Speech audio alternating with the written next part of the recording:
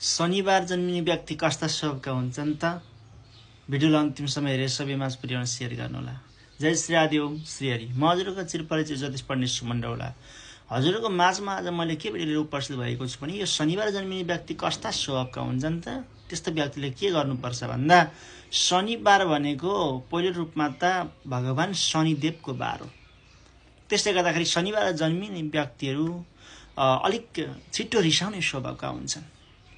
कसैले केही भन्यो भनेदेखि केही कुरा सुन्नमा आयो भनेदेखि अत्यन्त छिट्टो रिसाउने स्वभावको हुन्छन् भने फेरि चाँडै छिट्टै फेरि रिस पनि शान्त हुन्छ। यस्ता व्यक्तिहरूलाई मनका धनी मनका सफा सबै कुराहरू चाहिँ अलिकति लुकाएर राख्ने स्वभावका हुन्छन्। सबै कुराहरू नभन्ने, आफ्नो साथीहरूलाई पनि सबै कुराहरू सेयर नगर्ने, एक्लै बस्न रुचाउने, त्यस्तै गरी अँध्यारो कोठातिर बस्न रुचाउनु पर्ने यस्ता स्वभावका हुन्छन्। साह्रै हाँसखेल गर्नको लागि पनि अग्रसर नहुने खालका हुन्छन्। त्यस्तै गरी शनिबार जन्मिने व्यक्तिहरूलाई अलिकति झुटो आँप लाग्न सक्ने, चोटपटक अलिकति सम्भावना अलिक धेरै नै हुने कुराहरू।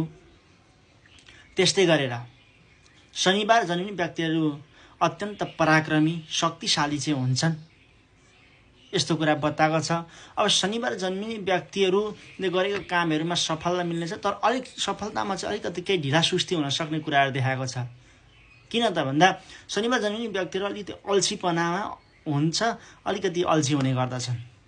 त्यसले गर्दाखेरि अल्छी भएको कारणले गर्दाखेरि पनि उतापट्टि शनिदेवको ग्रह भनेको अलिकति ढिलो ग्रह भएको कारणले गर्दाखेरि शनिबार जन्मिने व्यक्तिको लागि काम पनि अलिकति ढिलो बन्ने, काम बन्छ पूर्ण रूपमा तर ढिलो काम बन्ने कुरा देखाएको छ। शनिबार जन्मिने व्यक्तिलाई अब के हुन्छ त, रोग चाहिँ के लाग्छ त भन्दाखेरि अलिकति बाथवायु सम्बन्धी, नसा सम्बन्धी, ब्लड सम्बन्धी समस्याहरू देखा पर्न सक्छ शनिबारको व्यक्तिहरूलाई, शनिबार जन्मिने व्यक्तिहरूलाई। त्यसले गर्दाखेरि हजुरहरूले शनिदेवको आराधना, शनिबारको व्रत बस्नु भयो भने र कालो चिज, काला वस्त्रहरू दान गर्नुभयो भने हजुरका सम्पूर्ण नराम्रा कुयोगहरू हटेर सुयोग सफल प्राप्त हुनेछ। जय श्री राधे ओम श्री हरि।